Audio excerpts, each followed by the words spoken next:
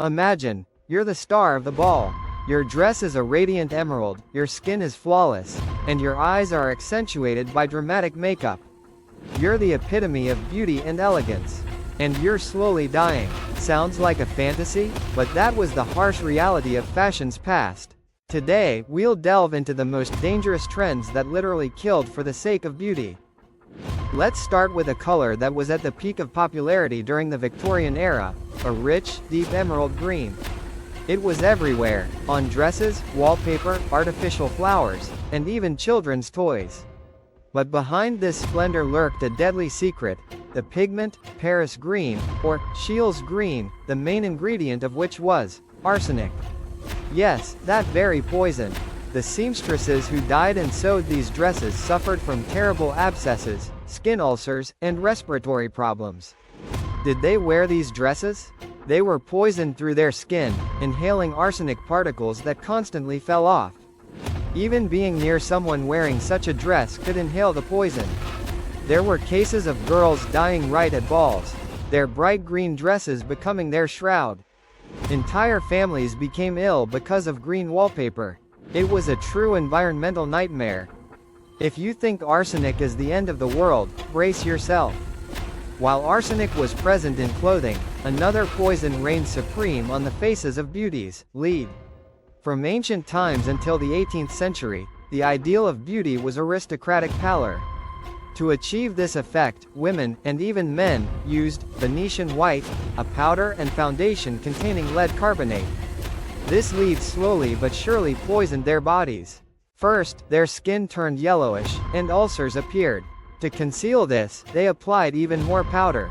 Then came hair loss, tooth decay, digestive problems, paralysis, and, ultimately, madness and death.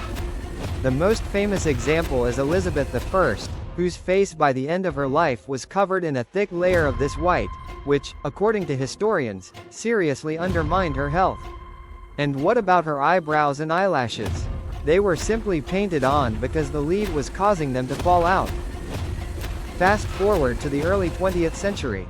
Radium has been discovered. Scientists are thrilled, the public is enchanted by its glow and miraculous properties.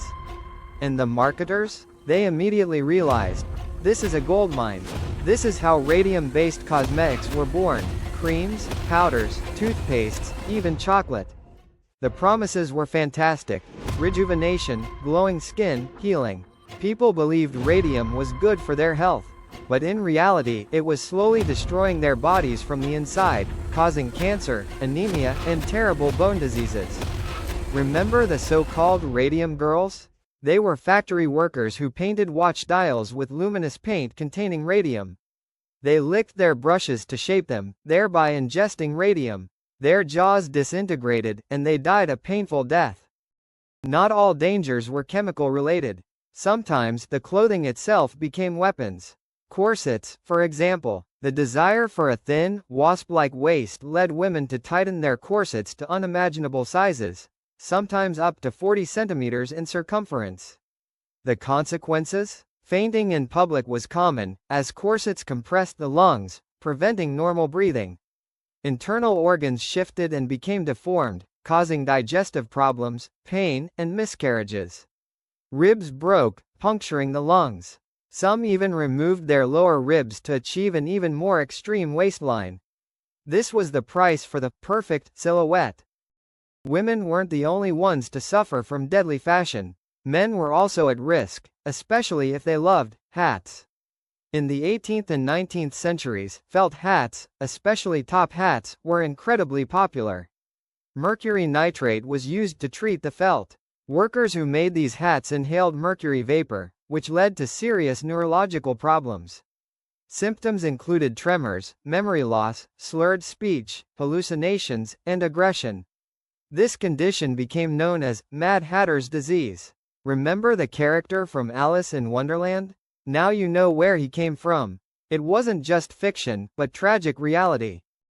Fortunately, today we live in a world where safety standards are much higher, and deadly poisons are rarely found in our wardrobes or makeup bags.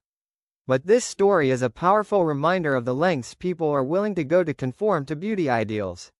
It teaches us to be critical of trends and value health over fleeting fashion. Perhaps in the future, our modern trends will also be ridiculed or horrified. What do you think of the most dangerous fashion trends? Which ones shocked you the most?